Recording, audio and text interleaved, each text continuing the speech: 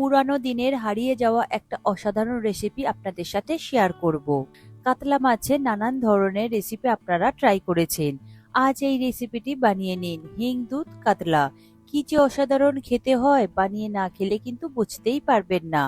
আর মশলা ছাড়া দারুণ স্বাদের হয়। নমস্কার বন্ধুরা, কিচেন টেকনিকে আপনাদের সবাইকে স্বাগত। আমি মধুমিতা। আজ নিয়ে এসেছি একটা দারুণ স্বাদের রেসিপি। চলুন দেখে নেওয়া যাক। হিং দুধ কাতলার জন্য আমি এখানে 4 পিস কাতলা মাছ নিয়েছি। কাতলা মাছের আপনারা যে কোনো পিস দিয়ে করতে পারেন। মাছটা খুব ভালো করে আমি ধুয়ে জল ঝরিয়ে রেখেছি। মাছটা তেমন কিছু ম্যারিনেট করবার নেই, শুধুমাত্র নুন দিয়েই ম্যারিনেট করলেই হয়ে যাবে। কারণ এই রান্নাতে কোনো রকম মশলার ব্যবহার হবে না, মশলা ছাড়াই এই রান্নাটা হবে, তবে দারুণ স্বাদের হবে।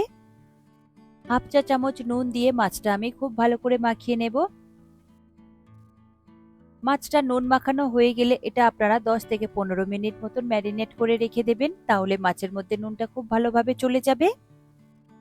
মাছটা 10 মিনিট ম্যারিনেট হোক, তারপর মাছটা আমি ভেজে নেব।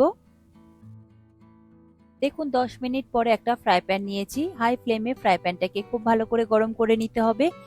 তারপর দিয়ে দেব 3 থেকে 4 চা চামচ সাদা তেল। তেলটাকে হাই ফ্লেমে খুব ভালো করে গরম করে নিতে হবে। তেল ভালো মতো গরম না হলে মাছটা কিন্তু কড়াইয়ের গায়ে লেগে যাবে, তখন ভেঙে যেতে পারে।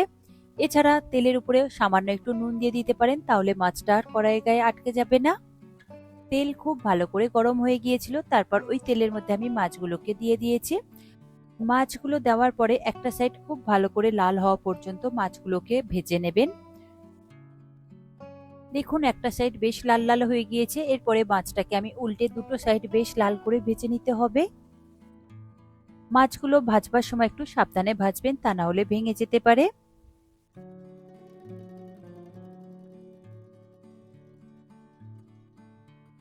দেখুন মাছগুলো আমি দুটো সাইড বেশ লাল লাল করে ভেজে নিয়েছি।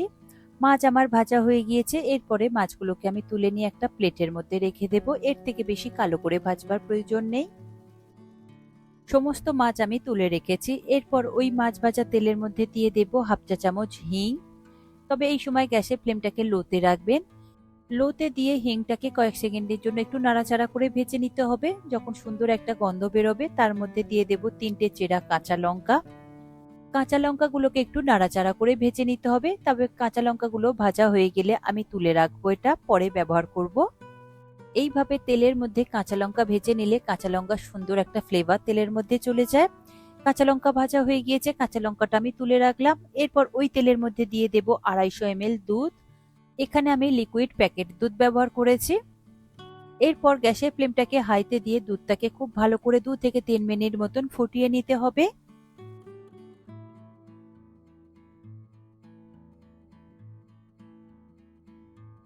দেখুন দুধটা খুব সুন্দর করে ফুটে উঠেছে। দুধটা একটু ঘন করে নিতে হবে, তবে খুব বেশি ঘন করবার প্রয়োজন নেই। এরপর এর মধ্যে দিয়ে দেব হাফ চা চামচ চিনি, আর দিয়ে দেব স্বাদ অনুযায়ী নুন। এখানে নুন আর চিনি ছাড়া আর অন্য কোনো রকম মশলা ব্যবহার হবে না। এরপরে খুব ভালো করে একবার মিশিয়ে নেব। এটাকে আরো 1 মিনিট মতন খুব ভালো করে একটু ফুটতে দেব মিডিয়াম ফ্লেমে। দুধটা ফুটতে থাক, তার মধ্যে আমি দেখে নেব ফ্রেশ ক্রিম। আমি এখানে অল্প করে একটু ফ্রেশ ক্রিম নিয়েছি। ফ্রেশ ক্রিম দিলে এই রেসিপিটার স্বাদটা আরো অনেকটাই বাড়িয়ে দেয় আর অনেকটা ক্রিমি স্ট্রাকচার আসে। এরপর এখান থেকে আমি 2 চা চামচ মতন ফ্রেশ ক্রিম ওই দুধের মধ্যে দিয়ে দেব। দুধটা ফুটে খুব সুন্দরভাবে ঘন হয়ে গিয়েছে, তবে খুব বেশি ঘন করবার প্রয়োজন নেই, কারণ মাছটা দেওয়ার পরে আরো একবার ফুটিয়ে নিতে হবে। ফ্রেশ ক্রিম দেওয়ার পরে খুব ভালো করে এটাকে মিশিয়ে নেব, তবে এই সময় গ্যাসের ফ্লেমটাকে লোতে দিয়ে মেশাবেন। আর ফ্রেশ ক্রিমটা যেন কোনো রকম ভাবে দলা ভাব না থাকে, সেইভাবে একটু মিশিয়ে নেবেন।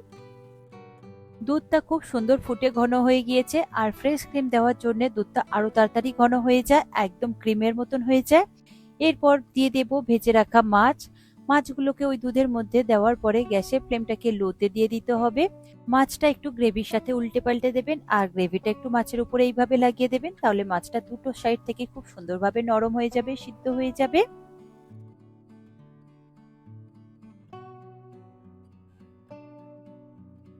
দেখুন গ্রেভিটা মাছের উপর থেকে এইভাবে লাগিয়ে দিয়েছি। এরপর নিয়েছি আমি 2 চা চামচ সর্ষে বাটা। আমি এখানে সাদা সর্ষে খুব ভালো করে অল্প করে জল দিয়ে একটা মিহি পেস্ট তৈরি করে নিয়েছি। সেই সর্ষেটা আমি এর উপরে দিয়ে দেব।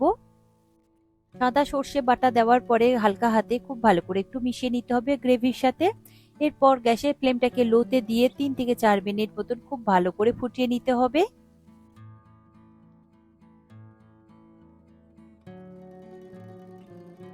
দেখুন গ্রেভির সাথে আমি খুব সুন্দর করে মিশিয়ে নিচ্ছি আর গ্রেভিটাকেও সুন্দরভাবে ফুটিয়ে নিচ্ছি। তবে আপনারা চাইলে এই সময় একটু ঢাকা দিয়ে দিতে পারেন, তাহলে মাছটা খুব তাড়াতাড়ি সুসিদ্ধ হয়ে যাবে। এরপর উপর থেকে দিয়ে দেব ভেজে রাখা 3টে কাঁচা লঙ্কা। কাঁচা লঙ্কা দেওয়ার পরে হালকা হাতে একটু নাড়াচাড়া করে নেব। আমার এখানে 4 মিনিট মতন ভালো করে সিদ্ধ করা হয়ে গিয়েছে। এরপর এটাকে আমি ঢাকা দিয়ে দেব আর গ্যাসের ফ্লেমটাকে বন্ধ করে দেব। 5 মিনিট স্ট্যান্ডিং টাইমে রাখবার পরে এটা গরম গরম ভাতের সাথে কিংবা পোলাওর সাথে পরিবেশন করতে পারেন। দারুণ সুন্দর খেতে লাগে, অসম্ভব সুন্দর খেতে হয়েছে। রান্নাটা খুবই সিম্পল আর একদমই মশলার ব্যবহার হয়নি, শুধু সামান্য অল্প একটু তেল ব্যবহার হয়েছে। তবে এই রান্নাটা যে এতটাই সুস্বাদু হবে আপনারা বানিয়ে না খেলে কিন্তু একদমই বুঝতে পারবেন না। আর এতটাই টেস্টি হয়েছে যে বারবার আপনাদের বানিয়ে খেতে ইচ্ছে করবে। ভীষণই সিম্পল রান্না আর একদমই কম সময় লাগে। আপনারা দেখেই নিশ্চয়ই বুঝতে পেরেছেন যে রান্নাটা করতে কিন্তু খুব একটা বেশি সময় লাগে না, ভীষণই ঝটপট তৈরি হয়ে যায়।